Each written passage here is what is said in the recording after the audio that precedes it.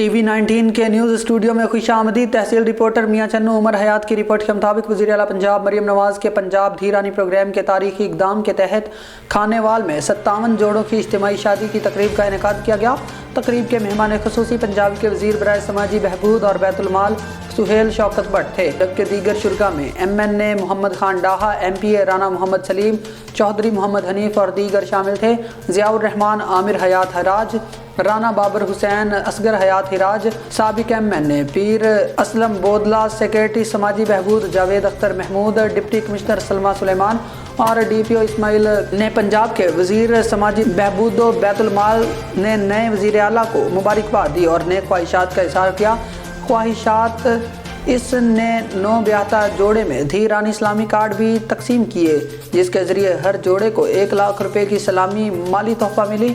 इसके अलावा तमाम जोड़ों को एक डबल बेड, गद्दे, आईना, डिनर सेट, खाना पकाने के बर्तन, एक पंखा और दीगर ज़रूरी घरेलू सामान तोहफे में दिया गया।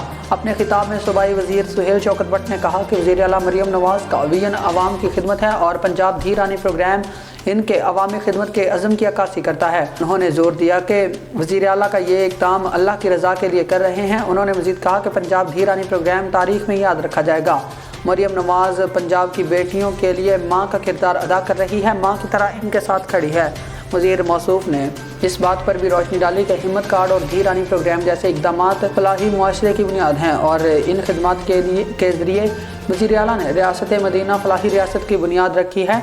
उन्होंने मज़ीद कहा कि धीरानी प्रोग्राम से अक़लीती बरादरी की बेटियों को भी फ़ायदा पहुँचा है। डिप्टी कमिश्नर सलमा सुलेमान ने भी इज्तिमा से खिताब करते हुए वज़ीर आला का पैगाम पहुँचाया और जोड़ों को मुबारकबाद दी।